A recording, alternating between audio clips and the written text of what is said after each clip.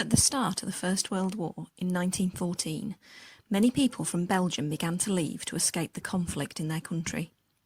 Eventually, around 250,000 Belgians arrived in the UK as refugees during the war.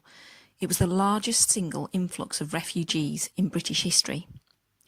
Belgian refugees usually received a friendly welcome when they arrived. In Lancaster, when a group of Belgians arrived at the train station in October 1914, they were taken straight to a reception with the mayor at the town hall. The Belgian refugees settled all over the country. Some lived in special villages that were built for them.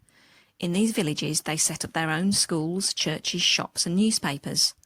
Most Belgians, however, lived with local families or in shared houses with other refugees. They integrated into the local community, attending local schools and working for local employers. Local residents and the Belgian refugees worked, lived and socialised together, recognising that the war called for joint efforts to defeat their common enemy. Irma daems was a young girl from Antwerp in Belgium who escaped to Lancaster with her parents and two younger brothers in 1914. They lived in a house in Morecambe with 12 other refugees.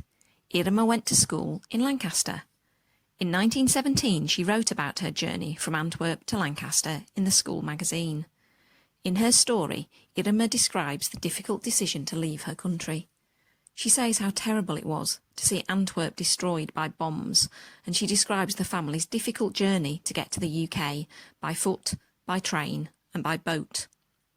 At the end of her story, Irma says she's grateful to the people who welcomed her as a refugee and that she hopes to return to her country when the war is over. Most Belgian refugees did return to Belgium after the war ended in 1918, and today not much is known about people like Irma and their experiences.